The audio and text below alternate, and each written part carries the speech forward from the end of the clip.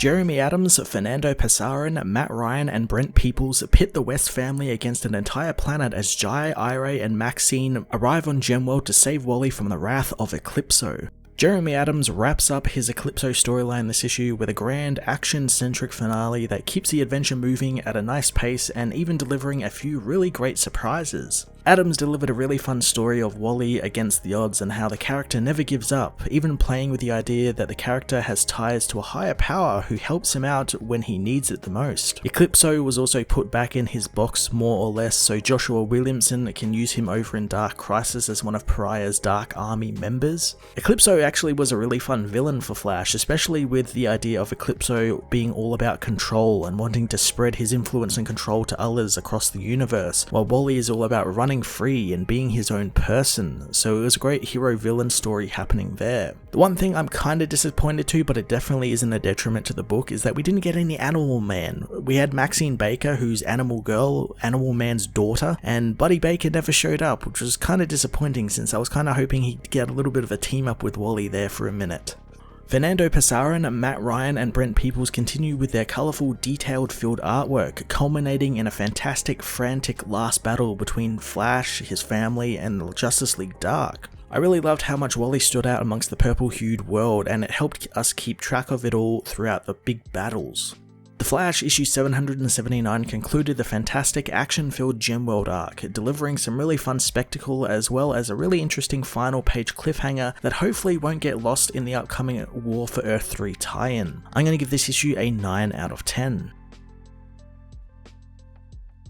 The Flash issue 779 finds Maxine calling 911, telling them they were kidnapped by supervillains. Irey comforts the injured Jai, wondering what he means when he said their father was in trouble. Jai says that when she reconnected him to the Speed Force, his ability to sense if their father was in trouble came back, and he knows he's in big trouble. Maxine is put on hold by 911, asking what's wrong with Jai, so Irey explains that his powers hurt him. Maxine, using her animal senses, finds that something is coming their way, wanting to get out of the area quickly. Jai thinks that maybe Irey can share her power again and they can go to their father, so joining hands with Maxine, the kids are all zapped away by the Speed Force, knowing a West always saves the day. In Gemworld, Amethyst is about to stab Wally with a spear as the Speed Force crashes into the throne room, delivering the kids to their father. Etrigan rushes Jai, who smashes the possessed hero away with his powers as Irey uses her whirlwind powers to take care of Detective Chimp. Jai frees his father, who has a million questions regarding their arrival as Maxine is revealed to have taken down Dark Opal, asking what Flash wants her to do with him. Maxine quickly explains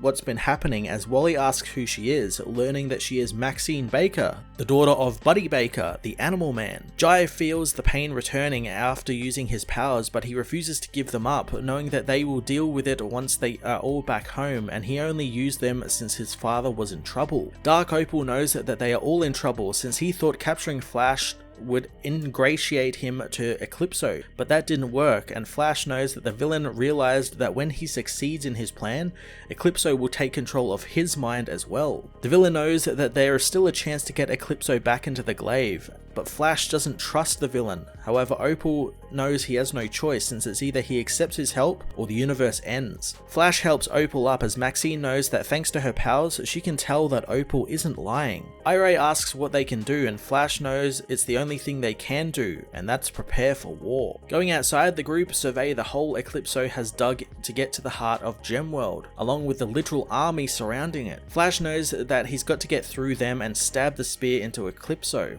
Opal empowers the weapon with his power, knowing Flash is their only hope now. Wally figures that he'll need a path cleared for him, and Jai knows that he can do it, but the pain comes back. Irey knows they can't do it without him, and Jai refuses to give up, knowing that he can get through this. Wally thinks that Linda is going to kill him when she finds out about this, but it reminds him to tell Opal that he cannot kill anyone since the people are still possessed and they aren't in control, but Opal gives him no promises. Suddenly there is a huge beam of light that shoots out of the hole, signaling that Eclipso has reached the heart. The power begins taking over the myriad of worlds surrounding Gemworld, possessing the people on them. Flash tells the kids to look out for one another, knowing Maxine's father is a great hero, so it makes sense his daughter would be one as well, reminding her not to get hurt, otherwise Buddy will likely come at him with the strength of a bear. Opal knows that if anything happens to the kids, they are all doomed, reminding Flash that he will do his job if Wally does his. Flash gives the team a 10-second head start to clear a path for him, so the team take off, blasting through the armies and the possessed Justice League Dark, carving a straight path to the beam for Wally. Wally speeds right up to the energy beam, using the Speed Force to protect himself as he enters the hole, soon finding the Heart of the Gemstone. The possessed Starbreaker continues to focus Eclipso's power through the heart as Wally throws the glaive at him, stabbing him right in the forehead. Eclipso's power is stopped as he's imprisoned back in the weapon, freeing up all of the people he took possession of. Flash hopes the villain is all cramped up in the spear as the Spectre arrives, assuring Wally that he is indeed in the weapon. Flash says that the glaive has been nothing but trouble since it landed in his city, as the Spectre reveals that the angel who guarded the weapon was attacked by Eclipso's followers, and he hurled the weapon into the cosmos before they could get it, and it seems Providence guided it to Wally, who thinks that the classic Wally West luck struck again. Spectre says that he is pleased with Wally, confusing the hero, who suddenly realizes that the Spectre actually means God. Wally is glad that God is happy, but knows that they could have used some help from the big guy, but Spectre asks why Wally thought he wasn't affected by Eclipso's powers. Wally figures that that was God's doing, thinking that he was just special. Spectre takes his leave with the glaive, telling Wally to be with his family, but Wally stops him, asking if he could do something for him. Wally tells him about Jai and how the Speed Force is split between him and Irey, and the pain it causes him because of it,